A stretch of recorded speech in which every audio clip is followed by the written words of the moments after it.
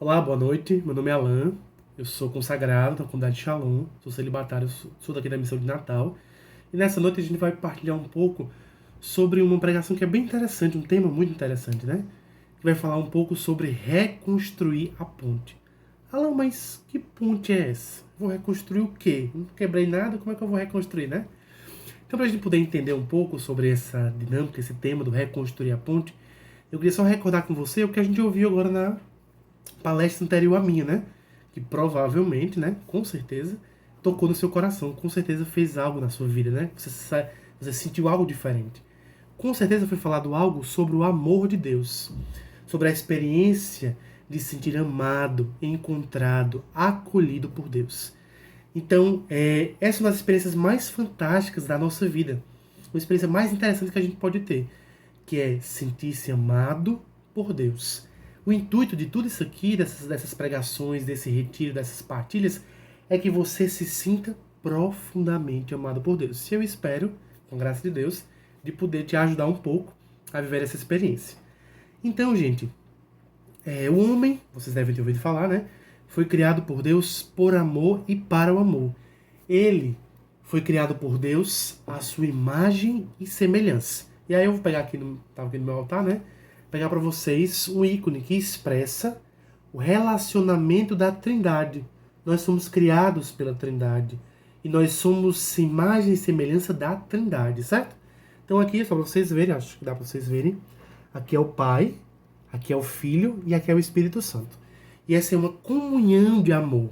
Fala, mas por que você está falando da Trindade se a pregação é reconstruindo pontes? Porque a gente precisa entender a nossa essência. Saber de onde nós vimos, com qual a nossa essência nós fomos criados, né? E aí, como vocês estão vendo, aqui é a Trindade, aqui é o homem. O homem que é criado por Deus, o homem que é criado à sua imagem e à sua semelhança. Então todos nós temos essas imagens e semelhanças de Deus, que é a capacidade de amarmos e sermos amados como Deus. Então nós vamos ver daqui a pouco, quando fala da criação, de que Deus criou tudo sozinho. Mas quando foi criar o homem, ele olhou para a Trindade. Ele contemplou Jesus, contemplou o Espírito Santo e disse: façamos um homem à nossa imagem e semelhança. Então, a gente, é muito importante que a gente já entenda essa essência. Da onde nós nascemos, da onde nós viemos, quem somos nós. Imagem e semelhança de Deus, certo? Então nós vamos pegar agora a nossa Bíblia. Nós vamos abrir em Gênesis. Gênesis é o primeiro livro da Bíblia, que ele vai relatar sobre a criação do mundo, certo?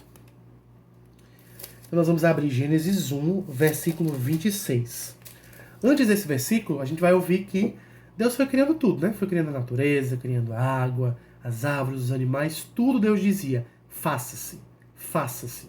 Então era sempre um imperativo no singular: faça-se. Faça-se a luz, faça-se os luzeiros, faça-se os animais, os répteis.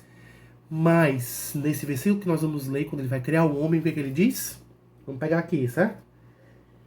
Deus disse: façamos o homem à nossa imagem, como nossa semelhança, e que eles dominem sobre os peixes do mar, as aves do céu, os animais domésticos, todas as feras e todos os répteis que rastejam sobre a terra. Deus criou o homem para dominar todas as coisas, para administrar todas as coisas. Para ele, claro, né? Deus criou tudo para que o homem administrasse ao seu favor. E aí, antes disso, né? Um pouco disso, Deus foi criando tudo e criou, para a gente ressaltar, a dimensão visível e invisível. As coisas que a gente vê, mas também as coisas invisíveis, que são os anjos. A gente vai falar daqui a pouco sobre isso, certo? E aí Deus criou tudo. E Deus criou, e vendo que o homem estava só, vendo que o homem precisava de algo que ninguém se assemelhava ao homem, que ele não conseguia amar e ser amado com nenhuma criatura, não conseguia se identificar, se encontrar. Nenhuma criatura tinha a sua essência, a não ser Deus, né? Mas que não era criatura, que era o Criador. Então o que foi que Deus fez? Olhando para Adão, vendo que Adão estava só, Adão criou uma companheira, que aí foi Eva, né? Deus fez Adão adormecer, tirou das suas costelas e aí criou Eva, né? Então, ele deu a Adão e Eva a sua imagem e semelhança e deu a eles a graça a missão de governar, de cuidar de tudo, né? Então, Adão e Eva foram os únicos seres, as únicas criaturas capazes de relacionar-se no amor. As únicas criaturas capazes e dotadas de amor. O amor não afeto, o amor não sentimento, mas o amor decisão, o amor escolha, o amor que é Deus. Porque Deus os criou à sua imagem e semelhança. E nós somos, né, claro, a gente sabe disso, Adão e Eva. Né, eles prefiguram, são a figura do homem, do ser humano, que somos nós, né? Então é importante que a gente entenda que no Gênesis vai dizer que Adão e Eva eles tinham uma relação de amor com Deus, uma relação de intimidade com Deus. Eles caminhavam no jardim, né, no paraíso, Deus caminhava com eles, Deus andava com eles, eles ouviam os passos de Deus, porque era uma relação de profunda intimidade, que só é dada e só é vivida por quem ama e quem ama de verdade, né? Quem ama de forma concreta. Então, podemos usar o exemplo aí de um casal. Por causa da intimidade, do relacionamento, do amor mútuo, um casal muitas vezes reconhece o outro pelo andar, pela voz à distância, sente a presença quando a pessoa está chegando. Por quê? Porque existe um nível de intimidade e relacionamento de amor muito profundo. E assim era entre Deus e o homem, certo? Porém, o que acontece? Um belo dia, né? Deus criou tudo para Adão e Eva, né? Mas Deus, quando criou, disse o seguinte, ó, tá aqui tudo, vou usando as minhas palavras, né? Ele disse, ó, tá aqui tudo para vocês. Tudo. Podem aproveitar tudo. Aproveitem tudo. Só tem uma coisa que eu quero que vocês não façam. Pensei, Deus deu tudo, só pediu para uma coisa eles não fazerem, né? Quero o quê? Não comam, não se aproximem, não se alimentem da árvore que está no meio do jardim. Porque se vocês forem ao encontro dela e comerem daquele fruto, vocês podem morrer. E aí, gente, essa árvore, ela prefigura, ela nos ilumina e nos faz entender que ela era o limite da criatura. É como os limites, é como que alguém que sabe dos seus limites. E aquela árvore também representava a necessidade do homem confiar no seu Criador. Poxa, se Deus disse que não era para ir, tenho que confiar no meu Criador, então eu não vou, certo? E aí, aquela árvore, ela é a árvore que se relata como a árvore da ciência do bem e do mal. Ela é o símbolo da liberdade dada por Deus ao homem. Mas como esse símbolo? Como é o símbolo? Porque ali, por causa daquela árvore, é a maior prova de que Deus deu ao homem a liberdade. Deus disse, não vá. Mas Deus deixou a árvore lá. Ele poderia ter tirado, mas ele deixou a árvore lá. Para provar, para o homem ser provado na sua liberdade, na sua obediência, no seu amor a Deus, né? Para entender que o homem não é um robô. Não é um ventrílocozinho lá que Deus vai e começa a mexer as cordinhas e a pessoa vai lá se mexendo, né?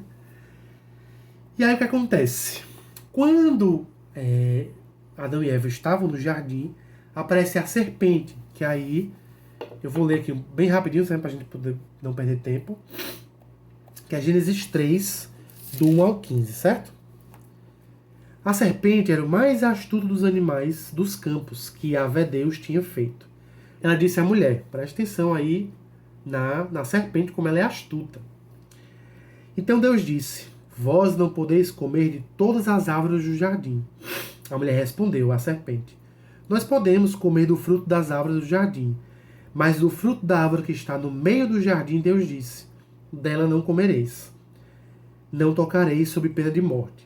A serpente disse então à mulher, não morrereis. Mas Deus sabe que no dia em que dele comerdes, vossos olhos se abrirão, e vós sereis como deuses, versados no bem e no mal. A mulher viu que a árvore era boa ao apetite e formosa à vista. Presta atenção. Ela viu que era boa ao apetite, formosa à vista, e que essa árvore era desejável para adquirir discernimento. Tomou-lhe do fruto e comeu. Deu também ao seu marido, que com ela estava, e ele comeu. Então abriram-se os olhos dos dois e perceberam que estavam nus. Entrelaçaram folhas de figueira e se cingiram. Eles ouviram o passo de Deus de Yahvé Deus, que passeava no jardim à brisa do dia. E o homem e sua mulher se esconderam na presença de Yahvé Deus, entre as árvores do jardim. Prestou atenção? Eles viviam juntos com Deus. E na hora que eles comeram, o que eles fizeram? Fugiram. Se esconderam. E aí Deus chamou o homem. Onde estás? Onde estás? Disse ele. Ouvi teu passo. Aí o homem disse, ouvi teu passo no jardim, respondeu o homem. Tive medo porque estava nu e me escondi. Ele retomou, Deus, né? E quem te fez saber que estavas nu? Comeste então da árvore que te proibi comer? O homem respondeu, a mulher, ó, presta atenção, a mulher que puseste do meu lado, junto de mim, me deu da árvore e eu comi. E Yahvé Deus disse à mulher, que fizeste? E a mulher respondeu, a serpente me seduziu e eu comi. Então Yahvé Deus disse à serpente, por que fizeste isto?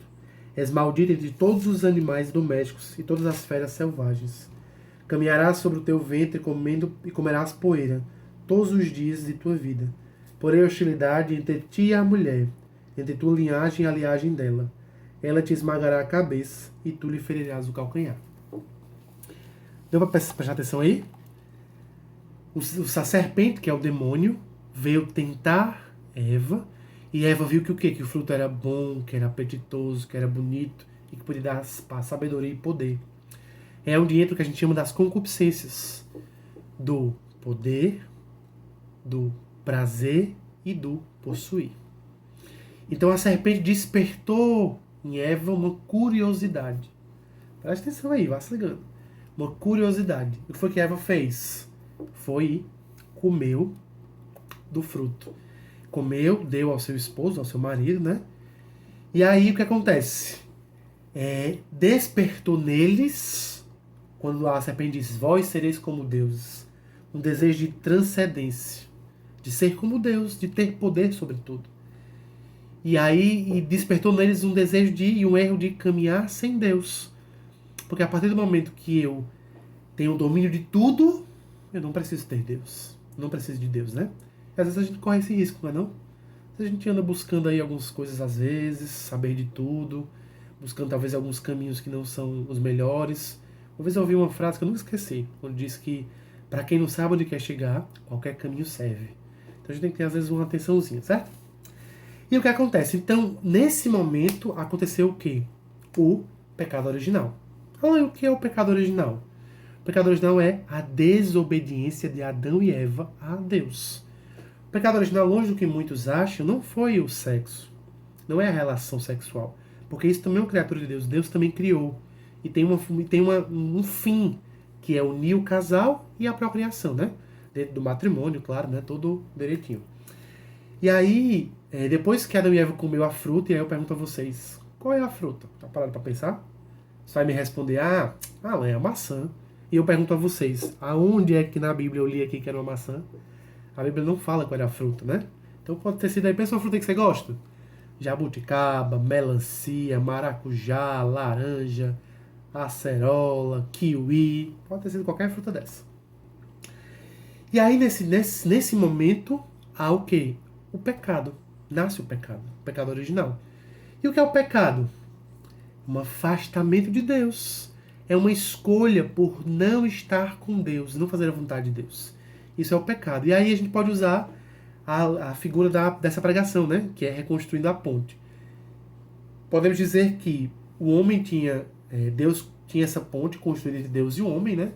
Onde o homem ia e vinha quando queria, do jeito que queria, da forma que queria. E aí, a ponto de ouvir os passos de Deus, né? Como eu falei. E aí o que acontece? Quando há o pecado original, é como que o homem quebra, destrói essa ponte.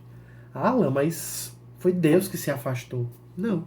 Deus continuou. A palavra diz, Deus foi passear no deserto, chamou por Adão e Adão disse, me escondi porque tive vergonha. Então, na verdade, gente, nós que destruímos a ponte. A gente que quebra essa ponte, não é Deus. Deus continua. Deus está lá no mesmo lugar. Ele até vem bem perto da ponte. Mas nós quebramos a ponte. Nós destruímos essa ponte. O pecado destruiu essa ponte, né? E aí, por isso que hoje a gente tem que entender que as coisas que do mundo, da sociedade, elas estão sempre querendo o quê? Quebrar mais e mais essa ponte. Porque eu entendo, né, nessa imagem, A ponte está aqui, foi quebrada, mas ela continua lá pendurada. Para que alguma coisa a junte novamente. Porque essa é a vontade de Deus. Que o homem continue e retorne a sua caminhada até Ele. Mas o que o mundo quer fazer conosco? Cada vez mais destruir essa ponte, fazer com que ela caia, que ela quebre, para que a gente não se aproxime mais de Deus nunca. E aí eu costumo dizer, né, brincando, que Deus vendo essa situação toda do homem, e aí no Antigo Testamento a gente pode conferir um pouco, né, do homem que pedia as coisas a Deus, Deus dava, mas mesmo assim o homem não acreditava, não aceitava, fazia coisas erradas. Nós vamos ouvir daqui a pouco, em outras palestras, que Deus deu várias orientações para o povo de Deus, para o povo de Israel, para que tivesse cuidado com outros povos, com outras crenças. Mas o homem, por querer buscar a Deus a qualquer custo, ser feliz a qualquer custo, buscava de tudo. E nem todos os caminhos levam a Deus. Nem todas as pontes levam a Deus. Eu costumo dizer que nem tudo que reluz é ouro. E aí o que acontece? Deus, sabendo, começa a manifestar o seu poder e a sua força, né? O seu amor. Manda os profetas, os justos, para serem sinais dele, para poder intervir na vida do povo. Mas mesmo assim o povo insistia em fazer coisa errada. Hoje em dia é do mesmo jeito. Deus, quantas vezes Deus intervém na minha vida e na sua? E nós, infelizmente, continuamos fazendo coisa errada, E Deus vai sempre intervir, porque Deus é sempre amor. Certo? E aí o que acontece? Um belo dia, Deus já fez tudo o que podia fazer, né? Podemos dizer assim. Ele em uma reunião com a Santíssima Trindade, imagina isso, né? Uma reunião aqui com a Trindade. Ele diz assim, gente, ó, usando as minhas palavras, né? Claro. As minhas palavras de nordestino, minhas palavras daquele de Potiguar, de Natal, né? Gente, ó, é o seguinte, o negócio tá difícil, o povo não tá me ouvindo, não tá aceitando, tô aqui. Mando os profetas, mando o que eles pedem, oriento, exorto, cuido, amo, brigo, mas não tem jeito. O que eu posso fazer? Preciso enviar alguma outra coisa que vá resolver o problema. E aí, ele diz, né, pra Trindade, né? Nessa reuniãozinha aqui. Quem enviarei eu? Quem irá por mim? Alguém tem que ir por mim. E Jesus prontamente diz o quê? Eis-me aqui, envia-me. Então Jesus, ele na Trindade aceita esta missão de se encarnar. Importante entender que é se encarnar, não é se reencarnar, certo? São palavras parecidas, mas são diferentes. Ele se encarna, se faz carne, se faz homem, se faz gente, se faz criança, se submete a ter uma carne igual a nossa, um corpo igual ao nosso. Ele se submete a ser igual a nós para fazer o mesmo caminho que a gente faz, o mesmo caminho que a gente já viveu e vive, para mostrar e para santificar, para elevar a nossa carne. No meu caso, carne e um pouquinho de gordura, né? Mas a ideia é que ele se encarnar para santificar, para elevar o nosso corpo à santidade e a Deus, né? E aí ele se encarna, todo mundo sabe, né? Na Virgem Maria. E aí até os 12 anos, né? Se escuta falar dele nos evangelhos, dos 12 aos 30 não se escuta mais. E aí aos 30 se começa a sua vida pública, né? E aí a gente precisa entender o seguinte, que entender e sobretudo experimentar, de que Deus prova o seu amor por nós em Jesus. Deus prova o seu amor por nós em Jesus, por Jesus. Gente, um parêntese que eu esqueci, de botar um pouquinho aí, sobre a questão da criação, né? Eu pulei um pouco, mas vou voltar. Sobre a questão do pecado, mas ainda está dentro desse tópico, certo? Deus, quando criou tudo, criou as coisas também invisíveis, que são os anjos, né? Os anjos são seres que foram criados para servir o homem, para nos servir. Porém, não, nos anjos existem algumas hierarquias, existem os anjos mais próximos a Deus, os mais distantes enquanto hierarquia, né? E um deles foi criado chamado Lúcifer, que ele era um anjo de luz muito próximo a Deus, né? Próximo a Deus porque, vamos dizer que trabalhava diretamente com Deus, né? E aí, Lúcifer, por ser um anjo muito bonito, muito de luz, muito dotado possamos dizer, de muitos dons, né? ele começou a querer achar que poderia ser como Deus, ou mais que Deus. Então o Apocalipse fala um pouco sobre isso. Houve uma rebelião, podemos dizer, uma guerra no céu, onde Lúcifer se rebelou contra Deus, com mais um terço dos anjos, e tentou lutar contra Deus, né, para vencê-lo. E aí o que acontece? São Miguel Arcanjo, que a gente já conhece, provavelmente, diz: quem como Deus? Quem como Deus? Ninguém como Deus. Então São Miguel Arcanjo, ele luta contra Lúcifer, contra o mal, e São Miguel Arcanjo era um dos anjos da hierarquia mais baixa, interessante, né? E aí ele, junto com os anjos, né, bons, consegue exterminar o demônio e os anjos, e eles são banidos do céu e vêm para a terra, né? E aí, por que eu estou falando tudo isso? Para a gente entender que o demônio, o cão, né, o Satanás, como você queira chamar, ele é um anjo decaído, mas é um anjo. Então eles têm algumas, possamos dizer, algumas características diferentes de nós. Ele sabe aquilo que a gente fala, aquilo que a gente vê, aquilo que a gente vive. Ele não sabe o que a gente pensa, mas ele sabe algumas coisas, porque ele foi criado para nos ajudar, né? Para estar conosco, para nos auxiliar. Então muitas coisas, muitas tentações, algumas doutrinas, algumas coisas que vão nos falando, é porque é alguém da sua família, ou então, mas é porque é muito parecido com o que você vivia, é como se a situação, alguém soubesse do que você já viveu, do que você já fez, não sei o quê. Pois é, o demônio ele é um anjo astuto, e ele pode se passar por pessoas, pode se apresentar a você como coisas que você gosta, que você vai ser tentado. Por quê? Porque ele lhe conhece, certo? Então ele sabe que se você gosta muito de chocolate e não gosta de ameixa, ele vai lhe tentar com chocolate, nunca com ameixa, né? Porque o cão, eu costumo brincar, que ele é um cão, mas ele não é burro, então ele sabe no que vai lhe tentar, certo? E aí o que acontece? Então qual é a astúcia do demônio? É saber que não pode atingir a Deus, então o que ele faz? Atinge aquele que Deus mais ama. E quem é nesta terra que mais se aproxima de Deus, porque é a imagem e semelhança e quem mais Deus ama? Responda aí. Isso mesmo. Eu e você, o homem. O homem e a mulher são as criaturas que Deus mais ama. São as criaturas que mais se aproximam de Deus. Que mais são parecidas com Deus. São aquelas que se relacionam com Ele, né? Que são capazes de amar como Deus. Então, aí voltando aqui para Jesus, né?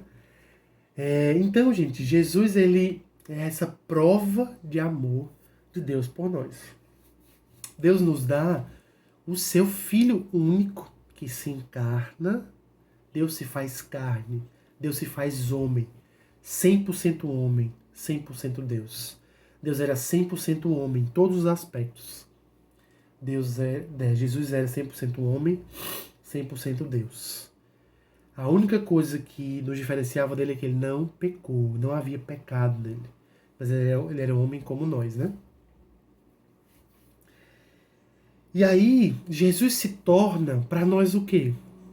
Que é o Papa Francisco vai diz muito para nós, né? Jesus se torna o rosto da misericórdia do Pai.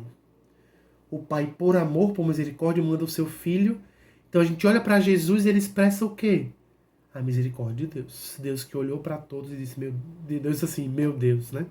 Imaginei Deus dizendo, né? Meu Deus, vou mandar alguém. E aí então Jesus é o rosto da misericórdia. E aí Jesus, ele é a nossa salvação. A salvação para nós ela é uma pessoa. Por quê? Porque a missão de Jesus ela só se completa com a ressurreição. Jesus veio com uma missão.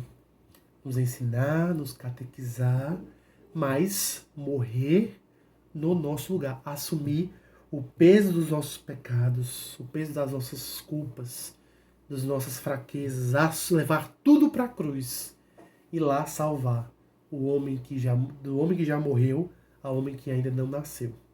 Então todos nós já somos salvos. Eu posso dizer que sou salvo? Bateu para dizer que sou salvo? Pode. Mas tem uma diferença. Não é agora, tô salvo, agora pronto. Eu vou aqui, ó, deitar eternamente em berço esplêndido, vou aqui, ó, só tomando água de coco. Não. Nós precisamos responder a essa salvação todos os dias. Eu preciso dar a minha resposta. Posso dizer que fui salvo? Sim. Lá na cruz, Vou pegar uma cruz aqui pra vocês. O bichinho quebrou aqui o braço, mas dá pra ver. Aqui na cruz, segurou. Aqui na cruz, todos os meus pecados, os seus pecados já foram vencidos. Mas eu preciso lutar todos os dias para permanecê-los com eles vencidos. Entende? Jesus morreu, venceu. Mas eu preciso todo dia vencer, mantê-los vencidos. Vencer de novo, junto com ele. Porque senão, vai ser... Ele morreu de graça. Então eu preciso acreditar nessa salvação e todos os dias corresponder a ela. Viver a minha vida à altura da salvação de Cristo. E experimentar essa salvação todos os dias. Certo? Então, gente, desde a sua encarnação, por cada palavra, atitude, tudo Jesus nos ensinou a quê? A voltarmos para o Pai. A voltarmos para o Criador. Jesus sempre nos remeteu a quem? A Deus. Ao Criador. A Deus Pai. Ao Pai. Ele nos ensinou que nós temos um Pai. Um Pai das misericórdias, né? E a gente vai ouvir em diversas palavras, né? De que quantas palavras, o filho pródigo, Pai das misericórdias, que o filho perde a herança do pai, perde tudo que o pai tem e vai embora. A gente sabe que pedir herança é só pai da herança de quem morre, né? Ele vai embora, gasta tudo, deixa tudo. E aí quando ele volta, ele pensa, meu Deus, perdi tudo, mas na casa do meu pai tem tudo. E aí ele diz assim, vou dizer pro meu pai, pai, peguei contra o céu e contra ti. Não sou digno de ser chamado teu filho. Mas me coloca para ser um dos seus serventes. E aí quando o filho está chegando, o pai já vê à distância, se antecipa, corre, vai ao encontro do filho, abraça, beija e nem pergunta o que foi que ele fez. Isso é interessante, né? Tá nem aí o que foi que ele fez, nem o que ele gastou. Porque ele tem muito mais para dar. Porque o pai tem muito mais. E aí é importante que a gente entenda que nenhum homem, ainda que seja o mais santo, tem condição de tomar sobre si os seus pecados de todos. Ninguém. Imagina um líder religioso que você conhece mais santo, mais gente boa. Não tem como. O próprio Papa. Não tem como tomar sobre si os pecados de todos os homens e oferecer sacrifício a Deus. Só Jesus foi capaz de fazer isso. Porque ele era Deus. Porque ele era homem, mas porque ele era Deus. Então, a existência em Cristo, da pessoa divina do Filho, que supera e ao mesmo tempo abraça todas as pessoas humanas. Então, Cristo, ele supera todas as realidades humanas e ele abraça todas as realidades humanas. Pode mudar a ordem. Ele abraça as realidades humanas e as supera. Para mostrar e provar o quê? Que o homem também é capaz. Por esse mistério, Cristo morreu, destruiu nossa morte, porque a gente deveria morrer na cruz. A gente deveria morrer por causa dos nossos pecados, porque nós estávamos condenados à morte. O pecado tinha a última palavra, muitas vezes, até Jesus morrer na cruz e ressuscitar. Jesus morreu na cruz e ressuscitou, a morte não tem a última palavra. O pecado não tem a última palavra. Antes de Jesus, quando se morriam, todos para o mesmo lugar, para o Sheol. Quando Jesus morreu e ressuscitou, aí foi que ele instaurou o céu, o inferno e o purgatório. Que aí foi quando ele levou os justos para o céu com ele, né? Então, por esse mistério, Cristo morrendo destruiu nossa morte. Destruiu nossa morte. E ressuscitado, recuperou a nossa vida. Então é importante que a gente, nesse dia, neste seminário, nestes dias, a gente entenda que a cruz de Jesus se tornou ponte entre o homem e Deus. Então a cruz de Jesus, ela ocupa o espaço do rompimento da relação entre o homem e Deus. Então a cruz, Jesus se fez caminho, verdade e vida. Jesus se fez o caminho onde para chegar ao Pai, o Pai está aqui, né? Para chegar, posso dizer aqui, né? Ao Pai, certo? O homem, eu e você, precisamos fazer este caminho aqui, ó, até chegar ao Pai. Jesus é o caminho mais seguro. E eu digo para vocês, ao longo desses anos, né, que eu já estou aqui no Shalom, que eu fiz meu seminário, todo dia é tempo de recomeçar. Você pode aí te lembrar de vários pecados, fraquezas, tentações, várias coisas. Mas Deus já venceu. Jesus já venceu o mal. Talvez o seu pecado é que você tem mais dificuldade, aquele seu vício que você não consegue largar. Jesus já venceu na cruz por ele. Você precisa talvez o quê? Pegar esse pecado, pegar o pecado, subir na cruz com Jesus e deixar com que Jesus o redima esse pecado, tire esse seu pecado. Você talvez precise suplicar mais a Deus. Mas o seu pecado já está aqui, ó. Jesus já morreu por causa dele. Jesus já morreu por causa do seu pecado, do meu pecado. O sangue de Cristo na cruz já lavou todos os nossos pecados. Nos torna nossa veste branca, alva, como diz a palavra. Então eu espero que nesse dia você possa ter essa experiência de alguém que é fraco, pecador, e aí seja bem-vindo ao time, que eu também sou, todos nós somos, né? Mas principalmente pessoas que são misericordiadas. O Papa fala muito isso, né? Para ser misericordiado e misericordiar. Aquele que é misericordiado por Deus é capaz de ser misericordioso com os outros. É capaz de saber que eu, no lugar daquela pessoa, farei coisas muito piores, mas que não faço porque Deus ajuda a minha vida. E assim é na vida dos santos, assim é na vida das pessoas que se encontram com Deus. Assim é na minha vida, na vida de tantos. Somos fracos, mas somos todos os dias misericordiados por Deus. Na nossa fraqueza, nos arrependemos, buscamos a Deus. E aí nós temos um grande auxílio, que é o sacramento da confissão, né, da reconciliação. Nesse tempo a gente não está fazendo por causa da pandemia, né? Mas quando voltar tudo ao normal, você pode procurar um sacerdote. Ah, não, mas eu vou conversar com o padre é pecador igual a mim. Verdade, ele é pecador igual a você, até às vezes pior do que você. Mas Deus deu a ele, como deu aos apóstolos, a graça de perdoar os pecados. Ele diz: a quem perdoardes os pecados, se eles são perdoados. A quem o retiverdes, se eles são retidos. Então assim, se você gosta ou não, enfim, infelizmente não tem o que fazer, porque foi o próprio Jesus que disse para os apóstolos, né, que são os sacerdotes, deu essa missão. O que você ligar na terra, será ligado no céu. O que você desligar na terra, será desligado no céu.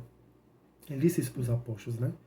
Então a confissão é um lugar onde uma pessoa igual a você, verdade, mas com uma graça, porque ali ele está em persona Christi, ele está em nome de Deus, ele está em nome de Jesus, na pessoa de Jesus, está ali para ouvir os seus pecados, lhe dar o perdão que ele reconcilia com você mesmo, com Deus e com a igreja.